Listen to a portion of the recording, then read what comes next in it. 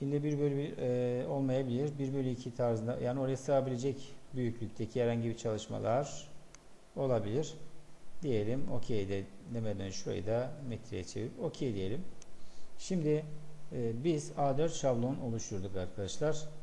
Bunun isterseniz A4'ün sınırlarını belirleyelim. Rectangle komutuyla bu bir yatık A4 olsun. A4'ün boyutu arkadaşlar et ifadesiyle yazıyoruz. 297,210 dediğimiz zaman şöyle bakıyoruz. Bu bizim çalışmayı kapsıyor mu diye bakın. Evet, çalışma bizim A4 kağıdına sığacak.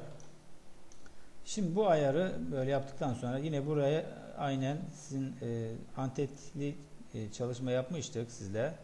Burada istediğimiz tarzda bunu ayarlayabiliriz. Bunu yapmaya şimdi gerek duymuyorum. Ama bunu çalışma olarak kaydedebilmek için tabi önce stiller oluşturduğumuzu düşünüyoruz. Layer'lar, stiller, onu da bilginize sunayım. Bunda bu an öyle bir şey olmadığını düşünelim. Çünkü bu resimdi. Resim üzerinden bir çalışma yapıyorum ben. Daha öncesinden layer'ımızı, stilimizi, her şeyimizi hazırladık ve biz bunu nasıl yapabiliriz de şablon olarak kaydedebiliriz veya çağırabiliriz. Onu tekrar hatırlatmak için yapıyoruz. Öncekinde bir mimari çalışma için yapmıştık. Bir de makine parçası üzerinde deneyelim dedik. Ve böylece şimdi bunu da bu şekilde ayarladığımızı düşünüyoruz. Ve bunu ne yapacağız? Kayıt yapacağız. Kayıt yaparken arkadaşlar artık bunu silebilirim.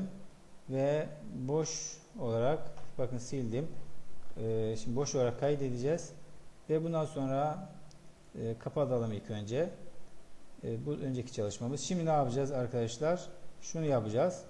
Şimdi biz yeni bir çalışma açarken Ctrl O diyelim. Open'la. Sonra A4 şablonumuz var. Dikkat ederseniz. Ve artık bunu açtığım zaman bunun içindeki daha önce hazırladığım layer'lar, stiller, buradaki antet olması gereken anteti yaptığınızı düşüneceğiz. Hepsi hazır vaziyette duracak. Biz sadece içinde çizim yapacağız. Ve bu çizime göre de birebir çıktı alacağız. Evet, bu şablonla ilgili bahsedeceğim kısımlar arkadaşlar bu şekilde. Sonraki aşamalarda zaten bu çalışmaların çıktı olarak nasıl alınabileceği, float olarak ayarların nasıl yapılacağını göstereceğiz. Onları yaparken de bu şablonları kullanarak da uygun bir görüntü olup olmadığını da ön bir izlemiş olacağız. Evet, şimdilik bu şablonla ilgili söyleyeceğimiz buraya kadar arkadaşlar.